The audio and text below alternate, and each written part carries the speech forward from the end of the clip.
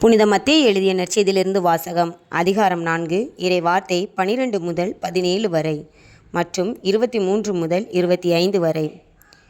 யோவான் கைது செய்யப்பட்டதை இயேசு கேள்விப்பட்டு கலிலேயாவுக்கு புறப்பட்டு சென்றார்.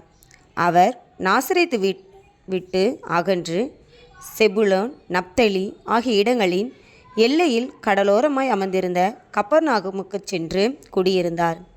இறைவாக்கினர் எசையா உரைத்த பின்வரும் வாக்கு இவ்வாறு நிறைவேறியது.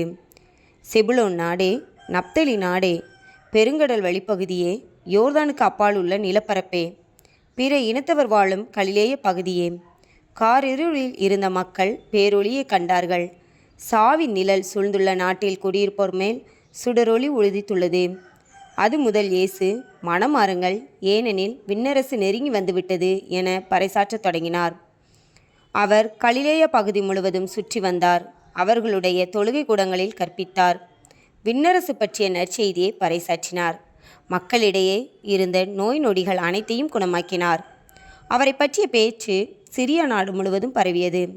பல்வேறு பிணிகளாலும் வாதைகளாலும் வருந்திய நோயாளர், பேய் பிடித்தோர், மதிமயங்கியோர், முடக்குவாதமுற்றோர் ஆகிய அனைவரும் அவரிடம் அழைத்து வரப்பட்டனர். அவர் அவர்களை குணமாக்கினார். ஆகவே கலிலேயா, தெக்கப்பொலி, ஜெருசலேம், யூதேயா, யோர்தானுக்கு அக்கறை பகுதி ஆகிய இடங்களிலிருந்து வந்த மக்கள் பெருந்திரளாய் அவரை பின்தொடர்ந்தனர். கிறிஸ்துவின் வாழ்வு தரும் நற்செய்தி. கிறிஸ்துவே உமக்கு புகழ்.